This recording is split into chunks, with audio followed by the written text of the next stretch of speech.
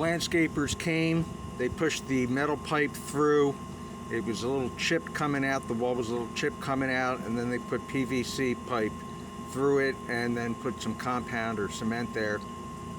They're supposed to silicone the inside next couple days and put the metal pipe. I'm not sure that putting the metal pipe is the correct response because it'll be heavier than a PVC. I'm not sure what I should do.